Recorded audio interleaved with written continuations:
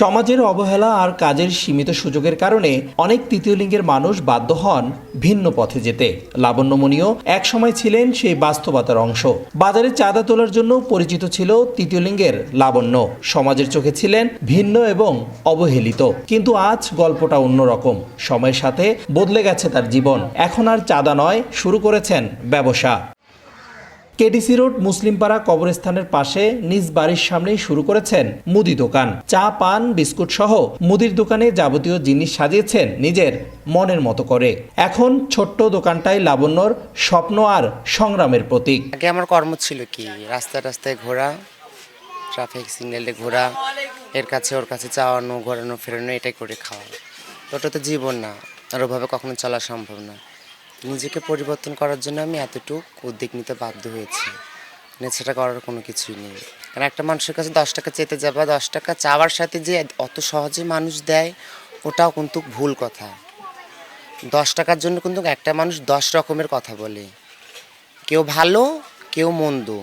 কিন্তু মানুষ কখন এটা ভাবে না যে একটা হিজড়া কখন মানুষের কাছে হাত পাতে, যখন তোর একুলো থাকে না ওকুলো থাকে না।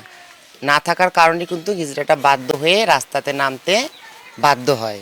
গত সপ্তাহে তো আমি ঠিক আছে গিয়েছিলাম দোকানে দোকানে, তখন খারাপ লাগতো, তখন কোনো উপায় ছিল না আমার, কারণ তখন ওটাই আমার কর্ম ছিল। আর আজকে আমি নিজে একটা দোকান দিয়েছি, নিজের দোকান নিজে পরিচালনা করছি। আমি আগের থেকে ধরতে গেলে অনেক খুশি, অনেক। নিজের চেষ্টায় গড়ে তোলা এই দোকান এখন তার আয়ের একমাত্র উৎস। ধীরে ধীরে বাড়ছে ক্রেতার সংখ্যাও। পরিবারের সদস্য প্রতিবেশীরাও তার এই চেষ্টায় অনেক খুশি।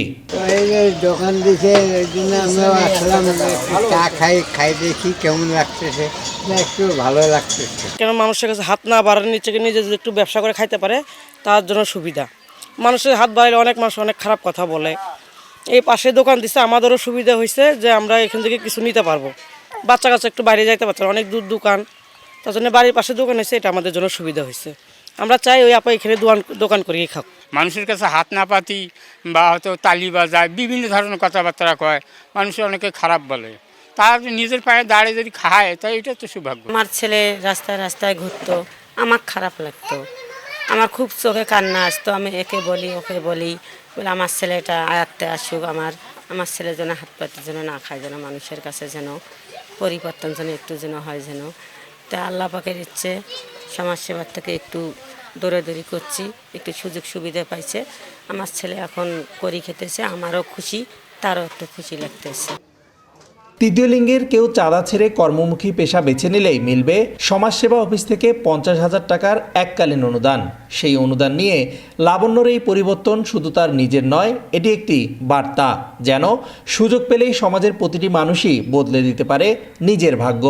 কোনো হিজড়া যদি কালেকশন ছেড়ে যদি কর্মমুখী হতে চায়, তাহলে তার জন্য 50,000 টাকা রাখা আছে, সে চাইলে করতে পারবে। সেই টাকাটা না কোনো লোন সিস্টেম না কোনো কিছু, এককালীনের জন্যই দিয়ে দেওয়া হয়। তা জিনিসটা শুনে আমার খুব ভালো লেগেছে। তখন আমার নিজের মাঝে বিশ্বাস এসেছে যে না, আমি কোনো কিছু করতে পারবো। সে খাতিরে এটা হচ্ছে আমাদের গুরুমার বাসা। গুরুমার বাসার সামনে এটা হচ্ছে একটা ড্রেন ছিল। আমি ড্রেনের উপরে ওই সমাজসেবা থেকে যে টাকাটা দিয়েছিল 50,000, ওই টাকা দিয়ে খরচ করে ছোট্ট একটা দোকান দিয়েছি। রংপুরের লালবাগ কেডিসি রোড মুসলিমপাড়ার লাবণ্যমণি চাঁদার জীবন থেকে বেরিয়ে এসে সম্মানজনক জীবনে ফিরেছেন। তার এই গল্প সমাজের জন্য একটি ইতিবাচক দৃষ্টান্ত বলছেন সচেতন মহল। রেদওয়ান হিমেল, সময় সংবাদ, রংপুর।